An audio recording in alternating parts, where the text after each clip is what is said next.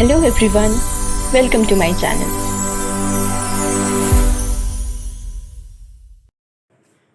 Hey everyone,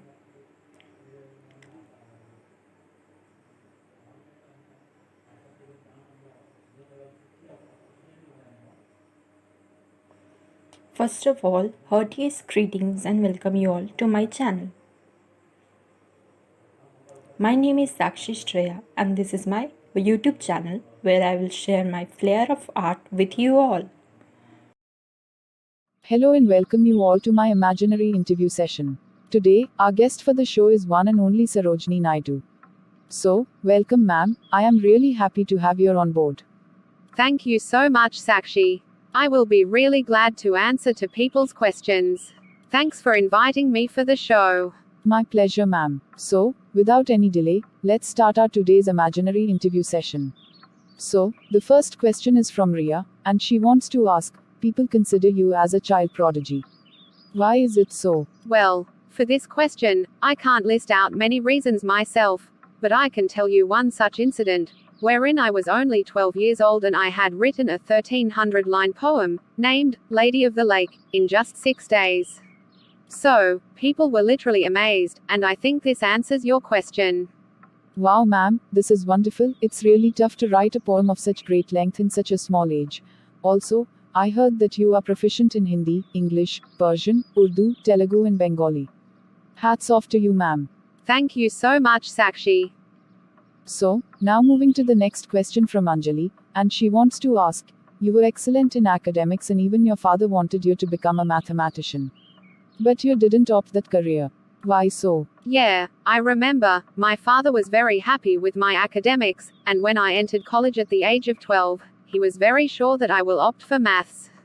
But even though I was good in that subject, my interest was always there in poetry. So, I opted writing. That's a great story, ma'am. Moving to the next question from Aryan, and he wants to ask, what was the driving force that made you fight for independence? The sense of responsibility and belongingness for my motherland was the driving force in my case. I had made up a mission to help the citizens of my land and to keep their hopes high. Well said, ma'am. Now, the next question is from Ankita, and she wants to ask, it was risky to pursue a career in arts in the era of British India.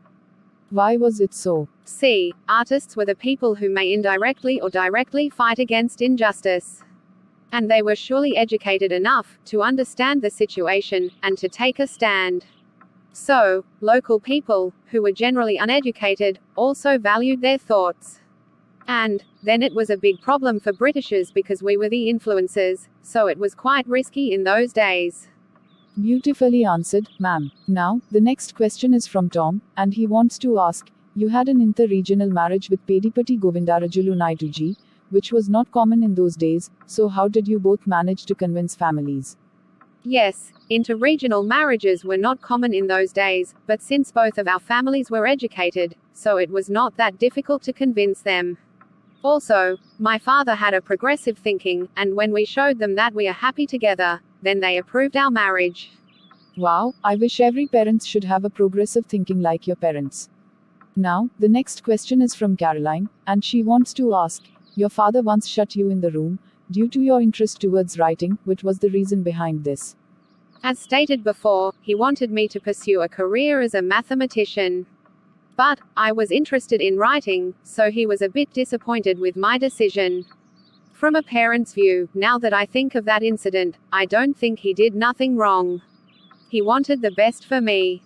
But, when I was kid, I was not happy with his action, and then also I was adamant to my point and at last, he agreed, and realized my true passion which is writing. Well said, ma'am. Moving to the next question from Varsha, and she wants to ask, why were you titled Nightingale of India? It was because of my singing ability which impressed our ex-Prime Minister Jawaharlal Nehru ji, and he gave me the title. According to him, my poems had a beautiful touch and it could be beautifully sung. Great. Now the next question is from Raj, and he wants to ask, in which movements you participated actively? There were many movements, but to list a few, I would mention the Khilafat issue, the Satyagraha Pledge, Civil Disobedience Movement and the Sabarmati Pact. Wow, I have too read about them in my school. Anyway, moving further with the next question from Ruhika, and she wants to ask, what was your political journey after independence? Before independence, I was the first female president of the Indian National Congress, and after independence, I was the first woman governor of Uttar Pradesh. Great. Now the next and last question is from Garima, and she wants to ask, you used to call Mahatma Gandhi ji as Mickey Mouse and he used to address you as Bulbul. Why so? Actually, we shared a very good rapport with each other. I first met him in London, which ultimately took me away from comfortable rooms of scholars and poets and placed me before beggar and saints. With time, we shared a great camaraderie. Once, he wrote a letter to me. The date, I still remember. It was the 8th of August 1932. And he addressed me as Bulbul and signed off as a little man. Somewhere along the line, I too referred him as a Mickey Mouse, a little man, and he didn't mind it. Also, according to British media, his ears stuck out like that cartoon character. So Yayush, that's it. Wow, that's a great story, ma'am. I am really grateful to you for being part of my session. And I believe our audience will also be happy to see you.